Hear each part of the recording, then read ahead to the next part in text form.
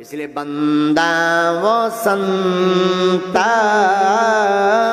असजन चरण, बंदा संत असजन चरण, दुख प्रद भय बीच कछु वरना, दुख प्रद भय बीच कछु वरना।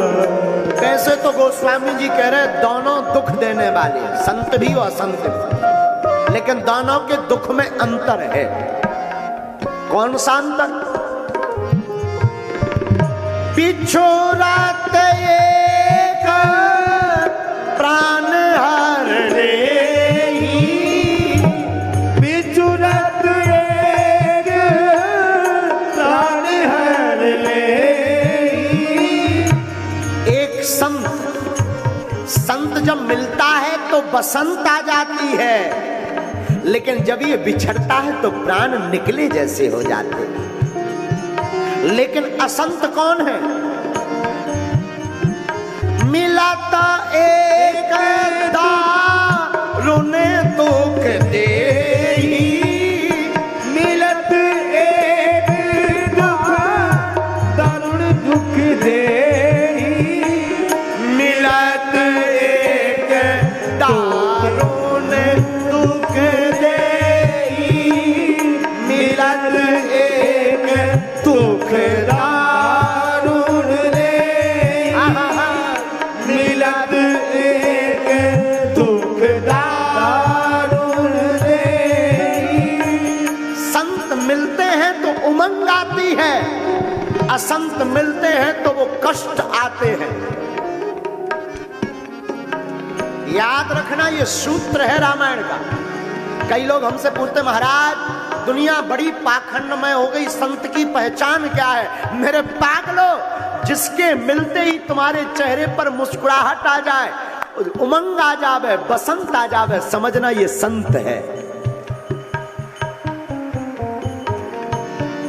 असंत कौन है? जिसके मिलते ही तुम्हारी जिंदगी में सब उल्टा होने लगे, हाँ, सब बर्बाद होने लगे, एकदम धमाचौक मच जावे, लुगाई लड़का सब छितिर बितिर हो जावे, समझ जाइए संत नहीं असंत है। क्योंकि इत्र की खुशबू जब आती है ना तो दुर्गंध मिट जाती, सुगंध आ जाती।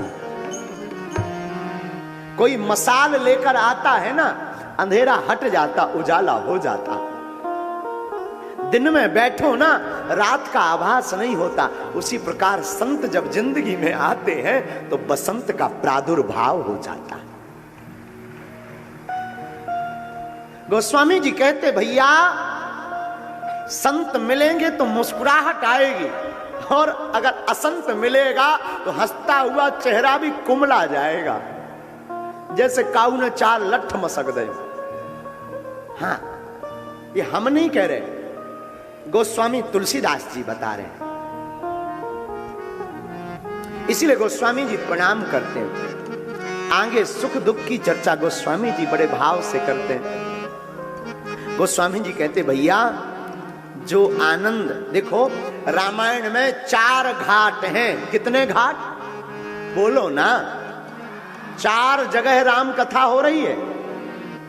एक जगह तुलसीदास जी वक्ता है और श्रोता इनका मन है। इस घाट का नाम गोस्वामी तुलसीदास जी का ये जो घाट है ना, ये शरणागति घाट है। दूसरी जगह भी रामायण में कथा हो रही है।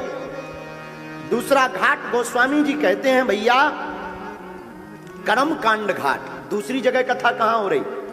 भरद्वाज मुनि कथा सुन रहे, याज्ञवल्क्य जी कथा कह रहे।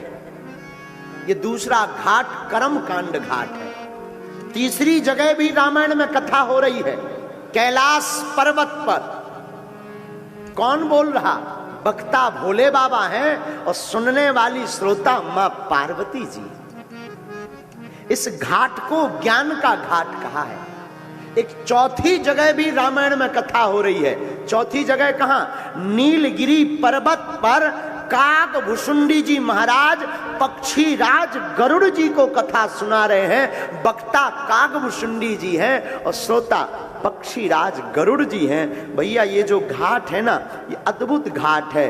आज तक आपने किसी पक्षी को कथा सुनते कहते सुना है? नहीं, लेकिन रामायण में चारों जगह अद्भुत कथा हो रही है। अच्छा कौआ बताओ कैसी वाणी बोलता है? बोलो।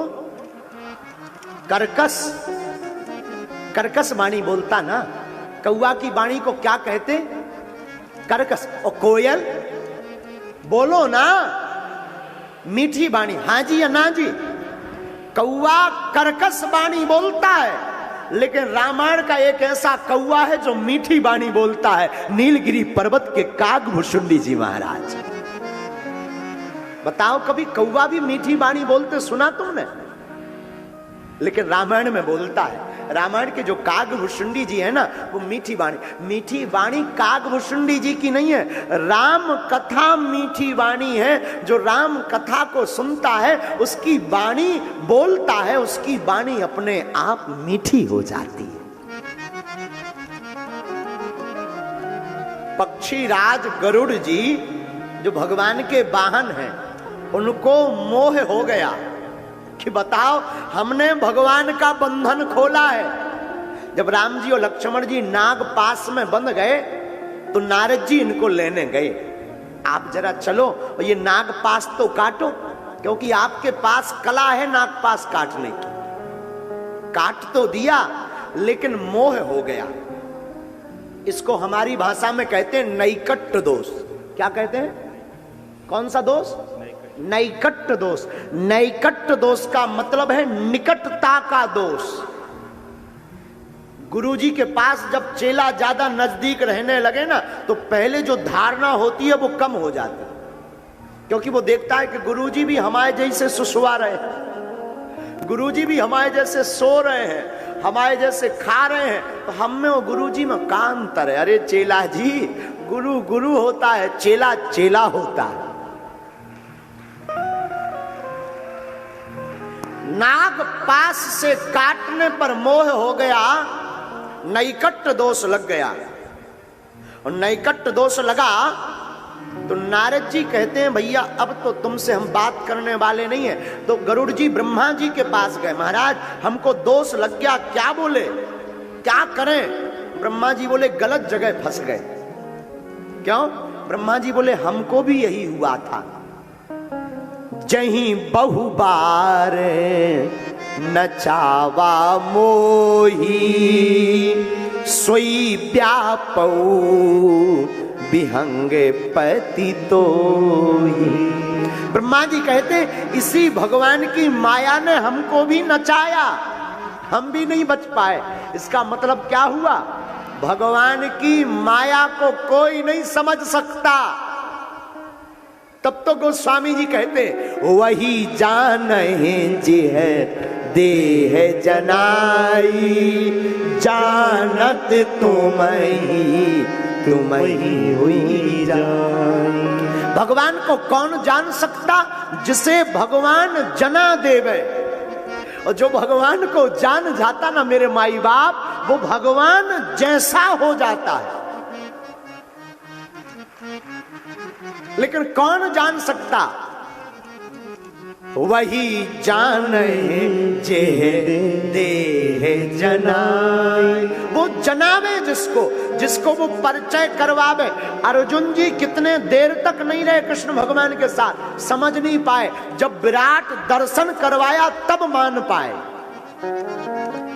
तो ब्रह्मा जी कहते हैं जही बहुबार नचावा मोही, सोई व्यापौ विहंगे पति तोही। जिसमें हम फंसे रहे गरुड़ जी, वही तुम्हें सता रहा।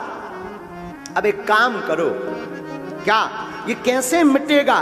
तब ही हो ही सब संशय भंगा, जब बहुकाल करिए सत्संगा, तब जब बहुकाल करिए सत्संगा।